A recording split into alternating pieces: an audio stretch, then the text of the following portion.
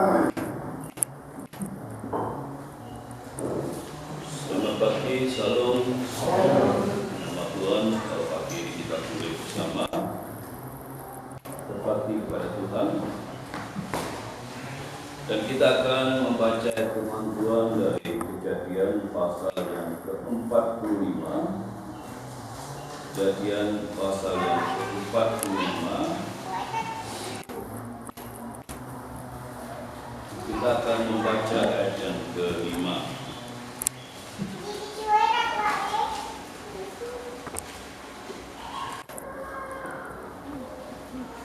Kitab Kejadian pasal yang ke-45.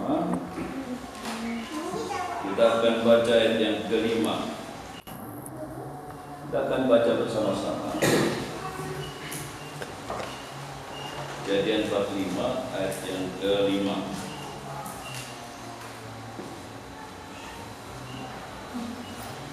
Kita akan baca bersama-sama 1, 2, 3.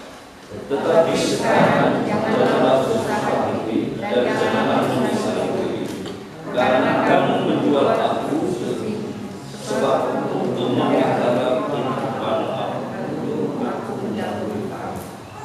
Di nama Tuhan, ini adalah statement pernyataan daripada seorang Yusuf. Di zaman Yusuf itu ada kelaparan. Kelaparan di mana-mana. Bahkan juga terjadi di Mesir. Cuma dengan kedatangan Yusuf, Mesir membuat lumbung yang besar, sehingga semua bangsa sekitar itu tertolong karena adanya lumbung tadi itu.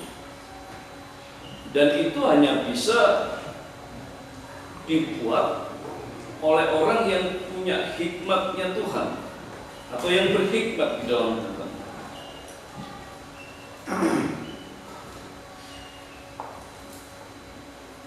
Bapak Ibu Saudara yang kasih dalam Tuhan,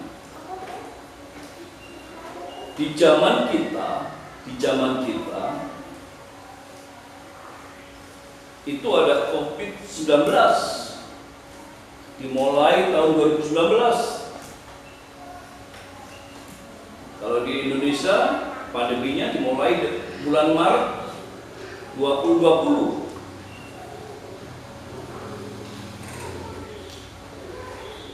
Dan ini mematikan, sangat mematikan. Penyakit virus corona, siapa yang membuat dan untuk apa? Siapa yang membuat dan untuk apa? Banyak orang tidak memahami. Pada saat tertentu terjadi satu masalah, yang muncul hanya marah-marah. Yang muncul hanya marah-marah. Tidak merenungkan. Ya, namanya penderitaan. Namanya celaka. Ya, kalau saat ini COVID-19 masih belum selesai, kalau kita melihat daerah Jawa Barat terkena angin yang begitu besar, roboh semua. Katanya di Jakarta juga banjir, masih ada banjir, dan begitu. Begitu bertubi-tubi suatu problem, suatu masalah, penyakit, virus corona belum selesai, tapi masih terus. Siapa yang buat dan untuk apa? Inilah tema pada pagi ini. Kita akan melihat cara Allah memelihara umatnya. cara Allah memelihara umatnya.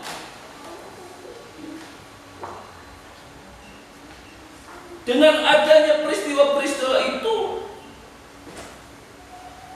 ada cara Allah untuk memelihara umatnya. Kalau kita hadapi dengan kepanikan, kalau kita hadapi dengan kemarahan, kalau kita hadapi dengan ngomel-ngomel terus, menggerutu terus, kita tidak akan pernah menemukan solusinya. Kita tidak akan pernah menemukan jalan keluarnya. Kita tidak akan pernah mendapatkan suatu hikmah yang berasal dari Tuhan.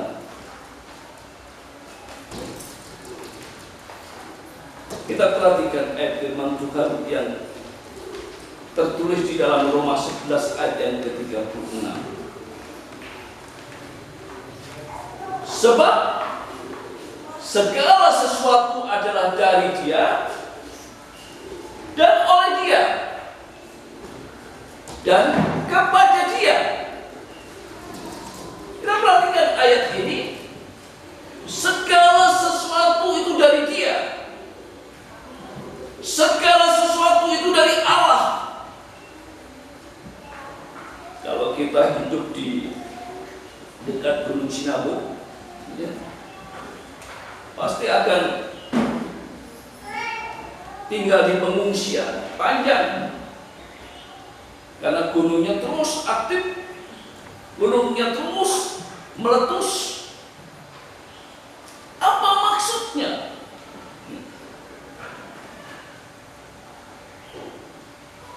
Sebab segala sesuatu adalah dari Dia. Untuk apa?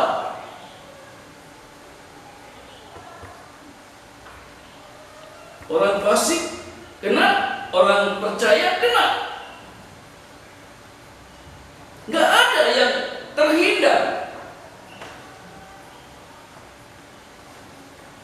Bapak Ibu Saudara yang kasih dalam Tuhan, kadang-kadang muncul sebuah ironis.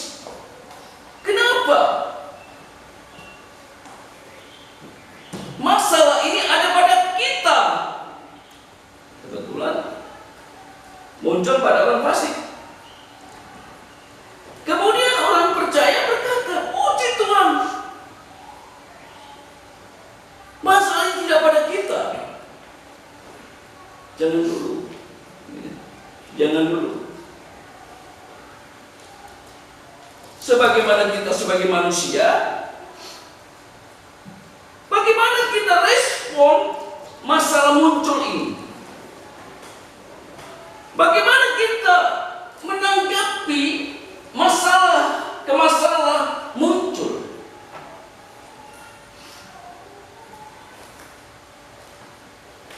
Bapak Ibu Saudara kasih dalam Tuhan, saya yakin, saya percaya, ya, bahwa COVID-19, virus corona, itu berasal dari Tuhan.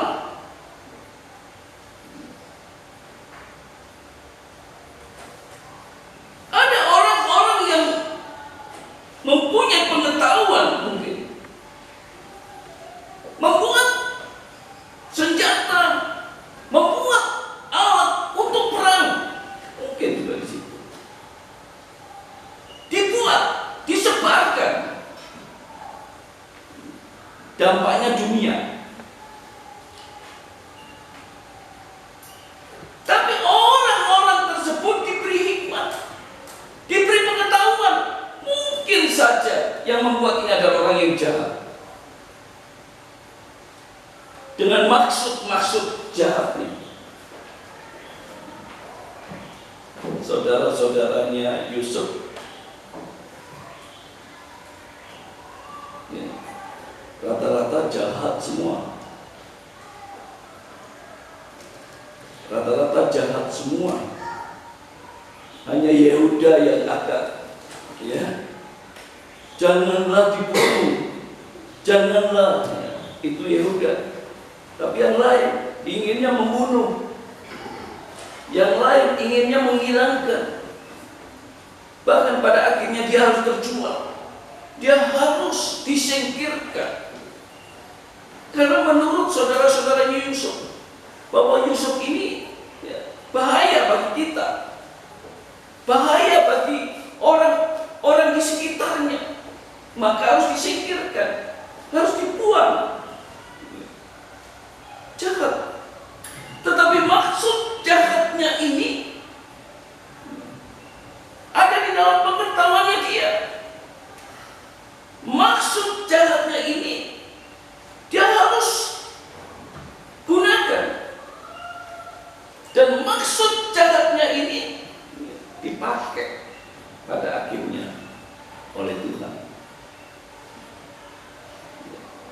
Bukan Tuhan mau berbuat jahat pada manusia, enggak. Bukan. Dengan virus corona ini bukan Tuhan maksud jahat, tidak.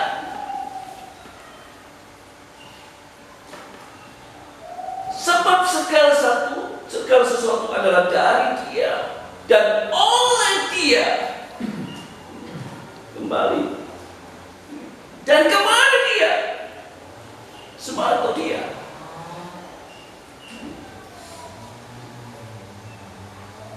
Bagi Dialah kemuliaan sampai selama-lamanya.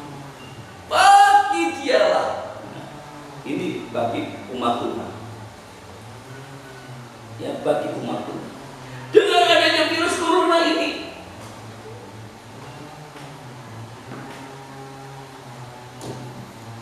kita perhatikan tujuan Allah menciptakan manusia untuk memuliakan Allah. Ya. Kalau kita bilang, wah zaman kita berat ya, ada virus corona. Oh zaman-zaman dulu juga berat. Zaman-zaman dulu berat. Ya, saya lihat di YouTube di kota Malang ini dulu banyak tikus. Akhirnya muncullah penyakit-penyakit ya, dari tikus itu. Mematikan juga pada zaman itu. Di kota Malang, zamannya Belanda. Ya, mana-mana ada tikus. Akhirnya banyak orang-orang mati. Ya. Bapak Ibu saudara yang Tuhan.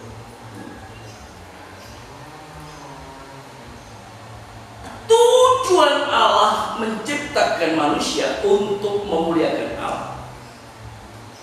Nah, bahwa tujuannya Allah menciptakan kita adalah untuk memuliakan Allah.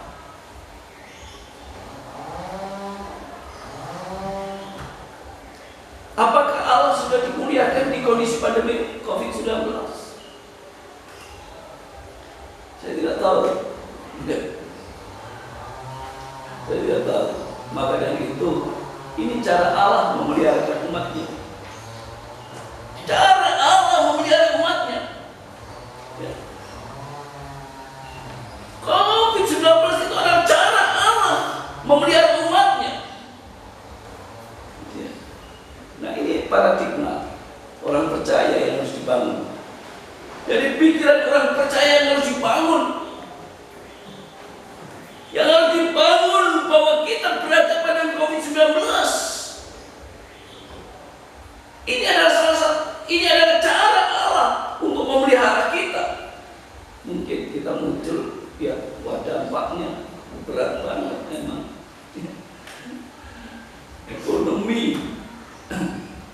Ekonomi, ya. Bukan hanya Bapak Ibu kena dampak, saya pun juga kena dampaknya. Jadi ekonomi.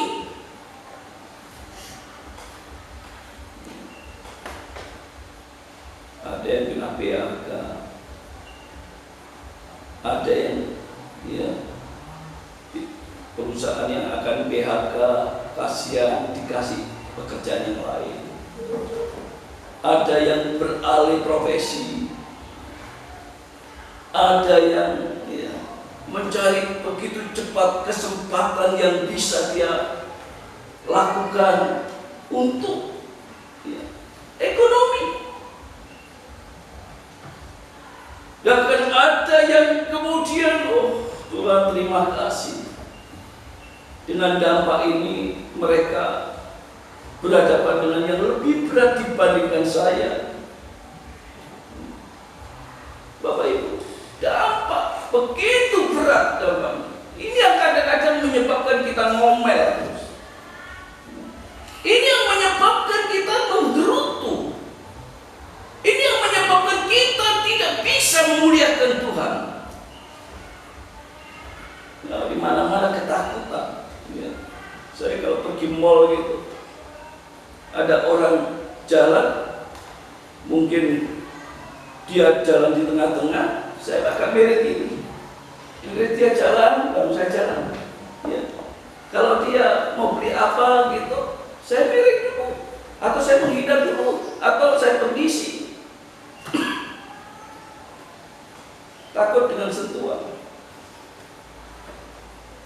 Ketakutan yang begitu luar biasa. Ya, karena ada yang orang tanpa dampak, tanpa gejala. Ya. Ada banyak orang nampak sehat, tapi dia kena. Ya. Sehingga nyentuh apa saja, ya. Ke restoran takut, ya. Ke mal-mal takut. Ya, ada seorang hamba Tuhan di undangan pernikahan, ya, di restoran besar itu pastinya enak makanannya, gitu. Kemudian dia mendatangi pelayannya, loh, gak dikasih makan nggak? Gitu ya, tanya itu ditanya, gitu. Bapak mau makan? Ah, enggak. Ya. Dia bilang enggak. Dia tanya tapi pada tawarin enggak. Ya. Kemudian pelayan ini bilang, Pak, di sini ada protokol kesehatan, Pak. Ya. Artinya apa? Semua peralatan untuk makan itu dijamin, ya, dijamin. Begitu. Tapi ya karena ada pandemi ini dia akhirnya enggak jadi. Bapak Ibu Saudara yang saya kasih dalam Tuhan, banyak ketakutan yang terjadi. Di Kota Malang itu ibadah itu dijatah 12 orang. Hanya 30 menit. Selebihnya tidak boleh. Itu di Kota Malang. Maka banyak gereja yang belum berani buka di Kota Malang sampai sekarang. Jadi kalau dia tanya, Pak, di sana sudah buka? Sudah. Gimana daerahnya, Pak? Ya menurut pemerintahnya hijau. Jadi ketakutan itu merebah kemana-mana. Dan penyakit ini ganas banget penyakit ini. Ya, karena nggak cepat terkapar. Ya, maka saya sering sarankan kalau sudah di luar pegang apa-apa jangan sampai pegang ke hidung. Itu kalau sudah pegang apa-apa di luar pegang ke hidung kena. Enggak, kalau pas nyentuh di apa-apa yang ada di sana, kebetulan baru disentuh oleh orang yang kena, maka saya sering sarankan jangan kamu sentuh. Setelah sampai rumah cuci, atau di mana ada tempat cuci. Ya banyak orang yang ironis juga, wah begitu menakutkan, kok begitu ketakutannya berlebihan. Tidaklah, kita jaga kesehatan kita masing-masing. Kita jaga kesehatan pribadi kita masing-masing. Jangan sampai kita ya pada akhirnya terkapar. Kasihan yang di rumah, gitu ya. Kasihan yang di rumah, nggak ikut apa-apa kena juga pada akhirnya, dan begitu. Bapak Ibu Saudara yang masih dalam Tuhan, ini dampak. Ya, mungkin masih dampak banyak lagi dampak-dampaknya, dampak corona ini. Ya. Kita perhatikan ada berkat corona, ya, ada negatif, ada positifnya. Ya. Apa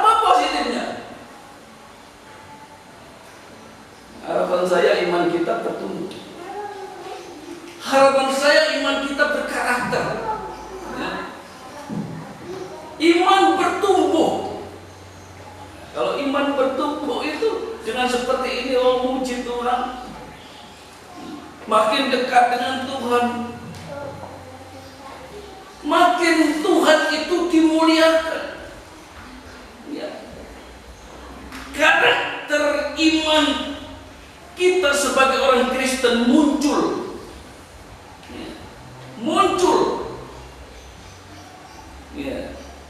Kalau dulu ya, ada suatu pembicaraan bahwa orang Kristen itu kok selalu mukanya bulat, senyum terus walaupun ya nggak punya uang, gitu ya, katanya begitu. Tapi apakah bisa dengan kondisi seperti ini? Ya. Senyum terus, ekonominya lebih parah, ya, ketakutan lebih parah, penyakitnya lebih parah. Ya. Iman bertumbuh dan berkarakter.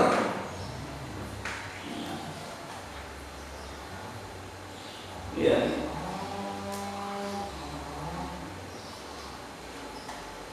Di pasal 50 ayat 19-20 Kejadian itu, Yusuf ya, dia berkata, memang kamu berkatakan kejahatan, tapi Allah ya, itu memelihara umat. Ya. Ada orang berkatakan kejahatan, tapi bagaimana keadaan kita? Maka disitulah ya, iman kita itu mengampuni, ya, memberkati. Itu iman kita, mengampuni, memberkati, gak ngomel, gak marah, minta ampun. Itu kita. Allah dimuliakan oleh hidup kita. Kita coba baca ya, Yosua 2 ayat 10.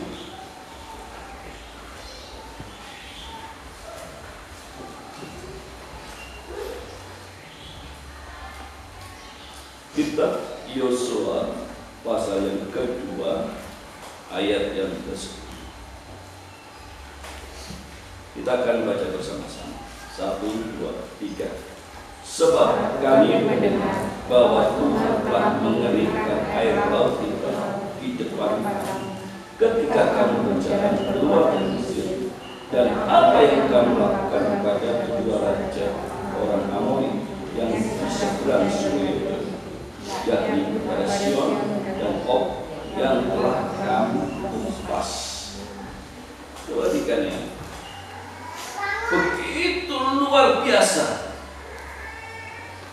peristiwa Musa yang notabene itu sudah 40 tahun di zaman Yosua bertemu dengan orang-orang Yeriko, itu masih diingat dengan luar biasa dan menjadi kesaksian yang luar biasa. Dan di sana benar-benar orang ketakutan dengan keberadaan orang Israel. Kenapa? Karena di zaman Yosua Allah dimuliakan, Allah ditinggikan. Di zaman Yosua, di mana Yosua benar-benar orang yang tunduk kepada Tuhan. Yosua benar-benar orang yang memuliakan Tuhan, rendah hati di hadapan Tuhan. Yosua adalah seorang pemimpin pernah menantang bangsa Israel. Sekarang silakan pilih siapa yang engkau sembah. Tetapi aku dan keluargaku, aku dan sanak saudaraku akan hanya menyembah Allah yang hidup. Silakan siapa yang ingin menyembah Allah Amori, Allah nenek moyang Abraham, Yosua kepada bangsa Israel saat itu.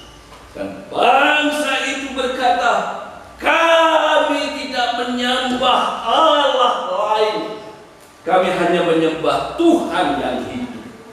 Bapak Ibu Saudara kasih dalam Tuhan, begitu Allah dimuliakan oleh hidup kita saatnya. Bapak Ibu Saudara, kalau kita tenang, kalau kita nggak menggerutu, kalau kita penuh dengan damai hati kita, penuh dengan sukacita dalam rumah kita, ya, memang bayar makan nasi dengan ikan nggak? Mungkin begitu ya. Wahai makan nasi dengan ayam, ganti ayamnya. Ya, kalau di satu gereja ada hanya baunya ayam gitu aja, jadi itu tepung yang dikasih bau ayam gitu, itu rasa ayam kan begitu. Ya, Bapak Ibu Saudara kasih dalam Tuhan, perhatikan di situ ada mujizat yang Tuhan ingin nyatakan kepada kita. Di situ akan ada mujizat yang luar biasa yang akan dinyatakan kepada kita. Perhatikan, pada saat kita mau menyembah Tuhan, kita mau meninggikan Tuhan, akan memuliakan Tuhan. Di situ ada mujizat Tuhan, di mana Tuhan memberikan apa yang harus diberikan kepada kita. Di zamannya Musa, bangsa Israel melihat kesulitan yang begitu luar biasa menghadapi Laut Merah yang tidak disadari oleh bangsa Israel. Dan yang tidak pernah diketahui oleh Musa, bahwa laut itu terbelah. Begitu luar biasa mukjizat yang terjadi. Dan kita akan melihat mukjizat itu. Seorang Gideon, seorang hakim, dia dipanggil Tuhan tanpa pengetahuan mukjizat Allah, tanpa melihat mukjizat Allah. Dia tidak mengenal Tuhan, walaupun dia adalah orang Israel, walaupun dia dipanggil Tuhan, dia tidak tahu Tuhan, dia kenal Tuhan. Tetapi pada saat melihat mujizat Tuhan, disitulah kita akan kenal Tuhan, kita akan melihat Tuhan. Berbahagialah kita kalau kita ada dalam suatu kehidupan di zaman yang sedang sulit, sukar. Tapi perhatikan, ada mujizat Tuhan, kuruna pun ada. Dan dampaknya sangat terasa.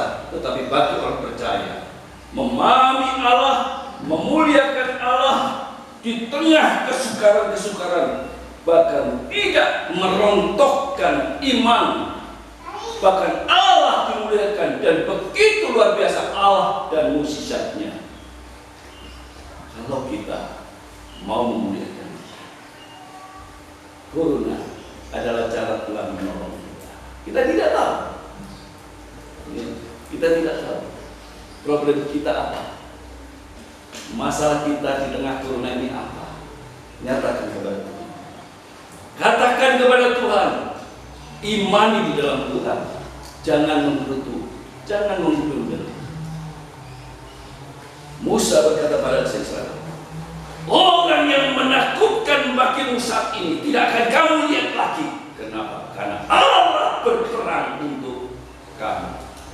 Percaya Tuhan yang hidup, Allah Abraham, Allah Ishak, Allah Yakub, senantiasa menyertai bersama. Amin. Mari kita berdoa. Bapa di surga, kami bersyukur kepada Engkau dengan adanya kuruna saat ini. Kami percaya Tuhan bahwa semua berasal daripada Engkau, dengan maksud Engkau dimuliakan. Itulah cara memelihara umat-Mu. Terima kasih Tuhan. Terima kasih. Ampuni jika ada gerutu, grundel, ngomel dalam kehidupan kita dengan keberadaan kita. Sekiranya pada saat ini kami boleh pulang, teguhkan iman kami untuk kami percaya kepada Allah yang hidup, Allah Abraham, Allah Ishak, Yakub, Allah orang percaya, Allah orang hidup. Terpujilah nama-Mu. Berkati pemerintah kami, berkati